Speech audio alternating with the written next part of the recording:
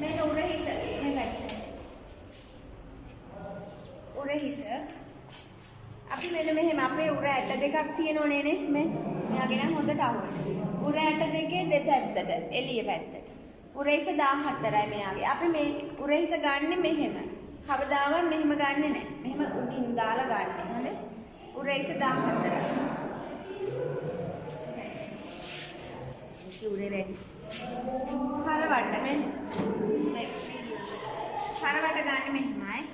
මේ බෙල්ල වටේට ටේප් එක දාලා අපි මේ මෙතන වලක් තියෙනවා. මෙයාගේ ෂෝක් එකට මෙන්න. කරවටත් 14යි. තද කරන්නේ මෙන්න මේම සාමාන්‍ය ගානට ගන්න මේ වල ළඟට 14යි. ගොඩක් අයට උරහිස මෙන්නමයි කරවටට එන්නේ.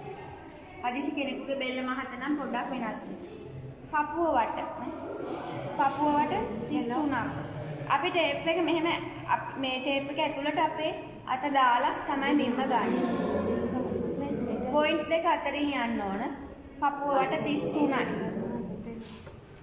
ඊට පස්සේ බ්ලවුස් එකේ උස බලන්න. මේ උස ඇති. 23ක් ගමු.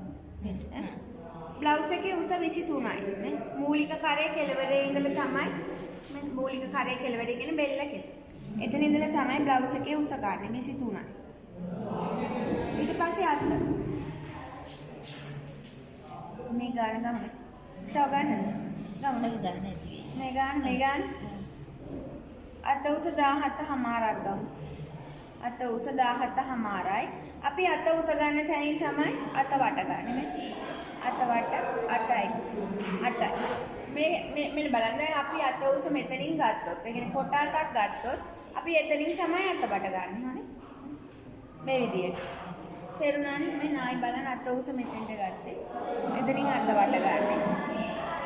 අට ගමු බුරුලට. අත වට කීයද? 8.